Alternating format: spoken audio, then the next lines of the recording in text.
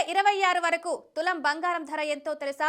ఈ నెల ఆరంభం నుంచి తీవ్ర ఒడిదుడుకుల నడుమ కదలాడుతున్న బంగారం రేట్లు ఈ వారంలో సడన్ గా షాక్ ఇచ్చాయి.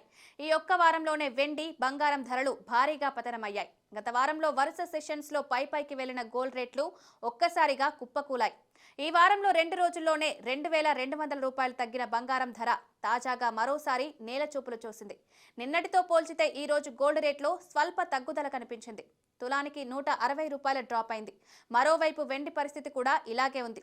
ఇది పసిడి ప్రియులకు ఊరటనిచ్చే విషయం. బంగారు ఆభరణాలు కొనాలనుకునే వారికి సూపర్ ఛాన్స్. నేడు హైదరాబాద్ మార్కెట్లో 24 క్యారెట్ల గోల్డ్ తులానికి 77,350 రూపాయలకు లభిస్తోంది.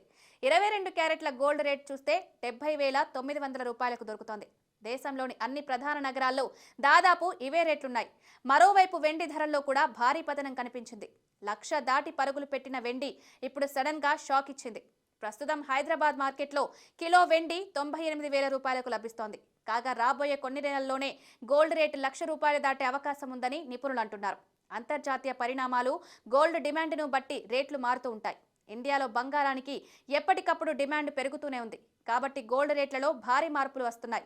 సెంట్రల్ బ్యాంక్ బంగారం కొనుగోళ్లు, యుఎస్లో వడ్డీ రేటు తగ్గింపు కారణంగా బంగారం ధరలు వచ్చే ఏడాది మళ్లీ రికార్డు స్థాయికి చేరుకోవచ్చని గోల్డ్మెన్ సాక్స్ నివేదిక ఇచ్చింది. దీని ప్రకారం అంతర్జాతీయ మార్కెట్లో ఔన్సు బంగారం ధర డిసెంబర్ 2025 నాటికి $3,000 చేరుకుంటుంది. అంటే భారతదేశంలో బంగారం ధర 1,00,000 రూపాయలవుతుంది.